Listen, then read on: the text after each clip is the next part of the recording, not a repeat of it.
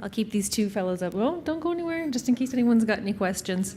What's really important to understand here is here are two senior planners who've been in the business for a lot of years, recognizing a major opportunity and asking folks in the room and asking people through email outreach to get involved. It's a call to action. They've outlined a few different methods that people can get involved, but it's really about working together with this task force to understand different ways to get involved. It's almost like the make planning great again. I don't want to say that because that's like a Donald Trump thing, but it's really, it's really about looking past what we had in the future and moving towards something even better. So just to summarize a few points from what they did talk about, this is completely in line with their strategic plan. Council hadn't even spoke to these gentlemen before these ideas started coming up about where we needed to move as a planning profession by putting planning at the forefront in front of those who need to make those decisions at the very highest level, so it does trickle down back to us.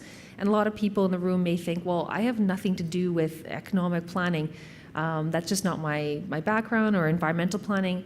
When we look at statistics, like for instance, Calgary being named one of the top 5 cities to live in the world, that goes to show me that planners are creating cities where people want to live and come innovate. That's directly related to economic development within communities. When it comes to environmental planning, people say, you know what, my background's not environmental planning, I don't know what a wetland is, I'm really just focused on land use. Everything you do with land is related to the environment. It's what our keynote speaker talked about yesterday is just starting from what's around you and directly focusing on what you have influence on, even from a single site. So it's, once again, putting planning at the forefront of discussions. I really hope that folks in this room can make sure that you connect with Mary Jane so we can get this group formed. You can participate in any way, in any shape or any form through any location you are geographically across the province. So that means if you're in Cold Lake, if you're up north, even in the Yukon, you always have someone to talk to when it comes to your representatives for your municipality, for the province. So this allows you to connect back in ways that make sense to you. You may have direct access to these people without even realizing it through their local offices and being able to sit down and explain planning to them. I know Mary Jane hasn't seen the movie Inception with Leonardo DiCaprio, but the whole concept is planting seeds that grow in people's minds, planting seeds about why planning is important and moving on from there. So I'm just going to open up the floor to see if anyone has any questions for our two presenters, or any questions about this task force, or any input, any ideas, any comments. There's people in this room who were around in the 90s when things were a lot different than they were now, and can share that kind of history to help make sure that that's known to generations that came afterwards. So is there anyone out there?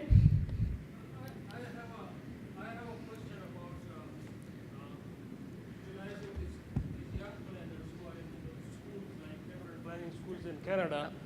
So does the APPI has anything like to connect these young planners in schools to have some co-op program so that they can come to municipalities and learn exactly, like, it's very good to have a theoretical background of planning, but the planning world is totally a different animal. So a lot of other industries are providing that kind of co-op programs, but I think that APPI should take an initiative to connect these young planners to the municipalities so that they can grow up and do their contribution to the planning profession. And once again, that ties back into some of the work with the provincial government. So funding for the co-op programs, there's often funding that comes from the province, and making sure that planning is at the forefront of that, understanding why it's important to have planners that are trained in these co-op programs. This makes sense. But once again, it goes back to a task force that's able to have the ear of the governments and decision makers that can help these programs get off the ground. We as an organization, as an institute, do not have the ability to fund co-op programs for students, but we definitely have the ability to stress to those in positions that make the decision why these things are important for funding. Sorry. Julie? I guess I would like to amplify that where Gary and Doug have talked about top-down influence.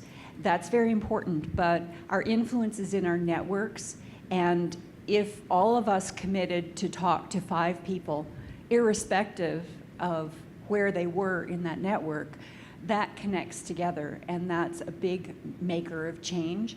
So if you feel reticent to maybe talk to contacts because you feel that you have political vulnerability in your job or something, take and turn it the other way around and talk to 5 people who may be working for other people or may be connected. And if we all do that, that makes a huge impact. This is not a sketchy message that we're sharing. Planning being an important part of our society and where we go forward is really, it's a wholesome, holistic message that needs to get out there. That's unfortunate that over the years it has faded away in the background as policies have shifted and changed. It's not something that we should be ashamed of sharing, or even looking in the framework of self-promotion. It's not about promoting planners, it's about promoting planning. So thank you, Julie. Sorry, Nick? Question for Doug. I appreciate what you're saying about the current government, but I'm thinking, my thoughts are, it's not long till the next government, and I'm wondering how we build resilience into what we're carrying the message forward now to if government changes, so that we don't go back to what happened in the past, and maybe we can think about that in our strategy as we move forward with the messaging. Thank you. Yeah, I think that's a fair point. It ties back to the point that was just made here, that we all have our networks. And that's exactly right. It's like, those of you who are parents, it's like the phone ladder where you have the list of the 5 other parents. If the school bus doesn't work, that's what we need to do.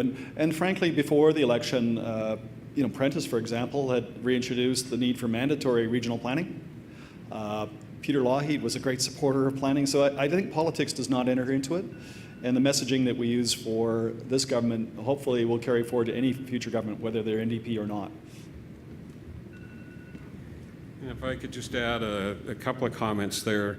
Again, going back to the platform of the ND with their, especially the climate change perspective, they are committed to getting something in the ground, and it's phenomenal watching the intensity and feeling the intensity of a lot of the NGOs that have signed on to help the ND do this. They want to have it set up certainly by, I think it was next fall, so that there's a climate change response that's going to be there for Alberta to respond to from here on in. So the timing, and Doug had pointed this out earlier about the timing to contribute is it's short, it's relatively short, but I think there's something we can do to help them cement that.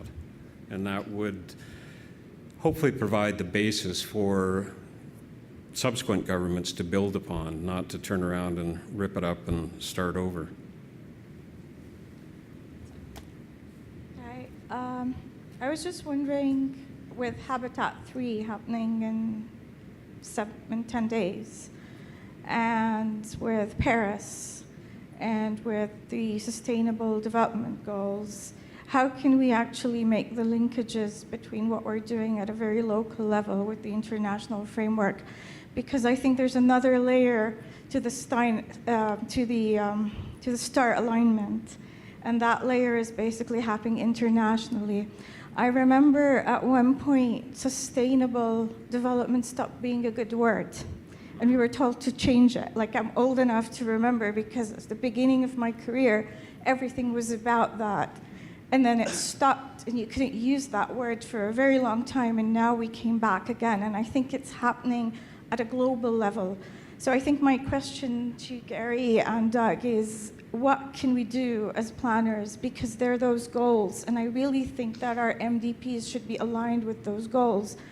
But as a planner, on sort of like the lowest rank of the food chain, it's very hard for me to promote that. So I'm just, just advancing this question to you guys.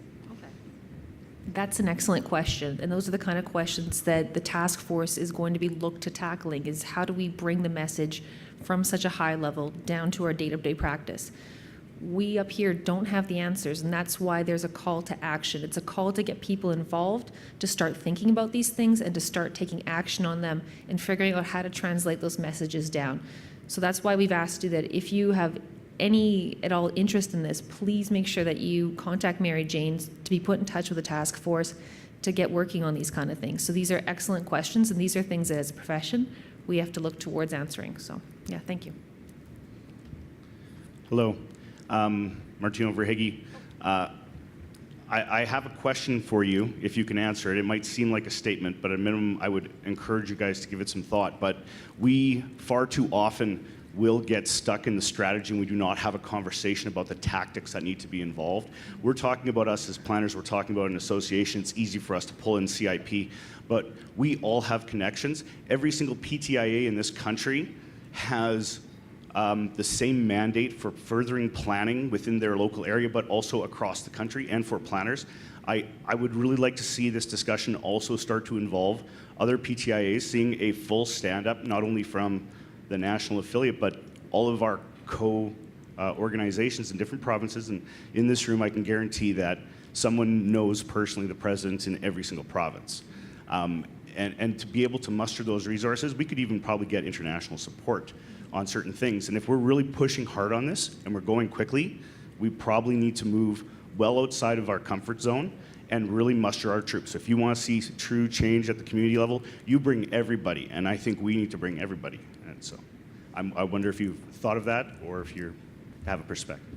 Well, I thank you for it. It's something that's crossed our mind. We haven't elaborated on it, but I think you're, and that is a message certainly for Eleanor, but I think there are some natural alignments already, and I sense with right now with the government, certainly senior levels of government, reaching out, as Doug pointed out, to support in Ontario and BC, there's some linkages there, and certainly with some of the end goes, there's a closing tie. There's much more of a regional perspective, rather, between BC and Alberta, and I think that's something we as an institute, along with PIBC, and I know Pat, for example, enjoys membership in both, and there are others that do have membership in both, so we can capitalize on that. And I think you're bang on with the fact that each one of us has our own networks, and there's an awful lot of power in that, as Jolie pointed out, and it's something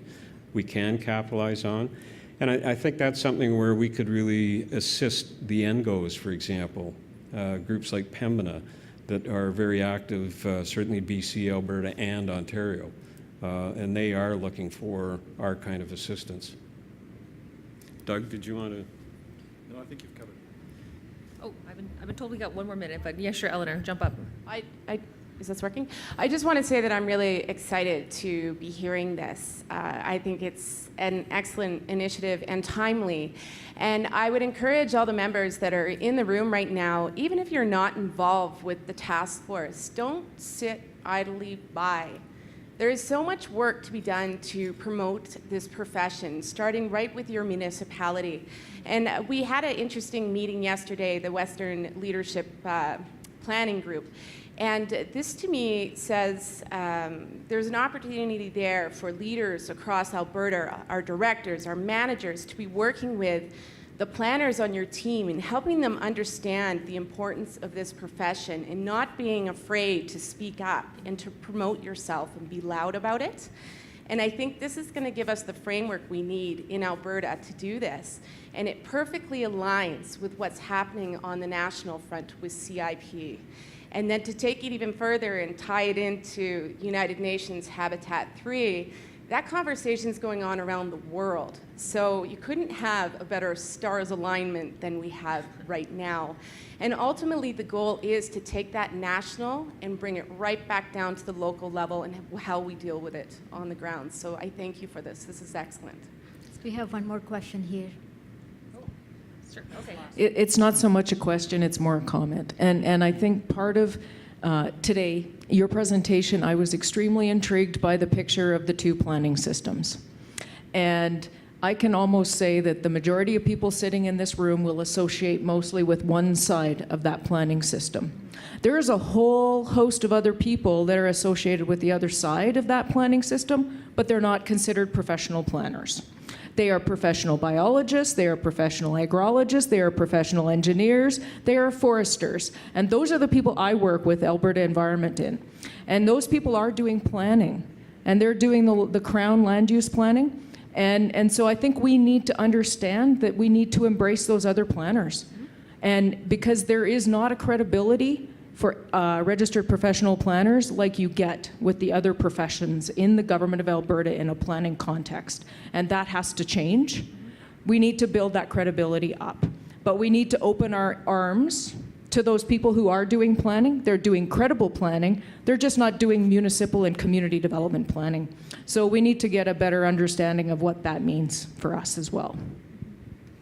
Thank you, and that's really on point with what we were talking about putting planning at the forefront as opposed to planners. So really stressing that the planning is really what is going to make the changes happen. It's not necessarily who, it's really about what. So thank you again. I've been told I'm getting the hook right now. I've got the eye. But thank you very much, and I hope all of you here can some way or another participate in this initiative. It's really something that's near and dear to our heart.